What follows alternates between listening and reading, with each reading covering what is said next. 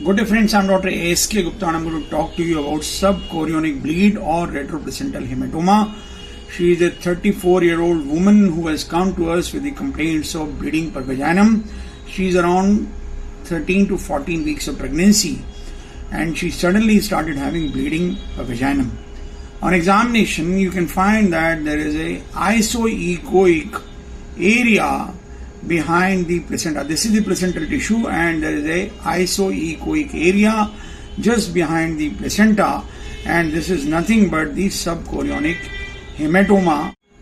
And if I interrogate this lesion with the color Doppler, I find that most of the hematoma does not take up any color, so it is quite unlikely that this is a fibroid or any other tumor structure. Secondly, it is spindle shaped and the tumors will be generally spherical in shape.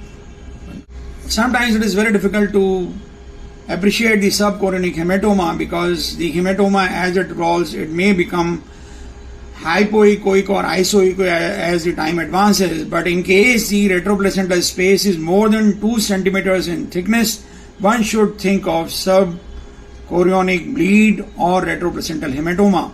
Both the terms are sometimes confusing, but in case the pregnancy is more than 20 weeks of gestation, it is called as the retroplacental hematoma, and in case it is early pregnancy, then it is called as the subchorionic bleed.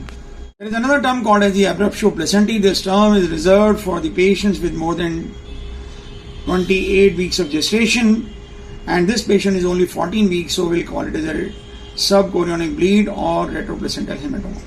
Patient is very apprehensive whether the fetus is live or not, but we find that the fetal cardiac activity, in fact this is the ductus venosus blood flow which is normal, so the fetus is live. Secondly, the sonologist should always try to look for the internal os, and in case the internal os is open, that the patient may have a threatened abortion and it may carry a worse prognosis. In case the os is closed, it carries a slightly better prognosis. Regarding the size of the hematoma, it is also very important that one should try to evaluate the size, and in case the hematoma is more than 50% of the sac size, then it carries a bad prognosis, and in case it is less than 20%, it may carry a reasonably favorable prognosis. But the size of the hematoma in relation to the placenta should always be mentioned by the sonologist. Whenever you come across any subchorionic bleed or retroplacental hematoma, the patient is going to ask you what is the cause, why has it occurred.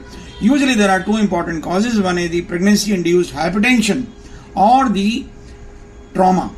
Usually the trauma is very easily recognized by the patient or on the history, but the pregnancy-induced hypertension may be a hidden factor and should always be investigated, and the patient should be examined thoroughly to rule out this as an important cause.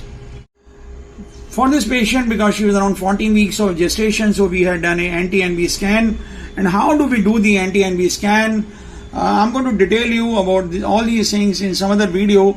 I hope we have been able to demonstrate a reasonably good case of subchorionic bleed. In case you like this video, please do subscribe to our channel. Do not forget to press the like button and share the video among large number of friends. Thank you very much.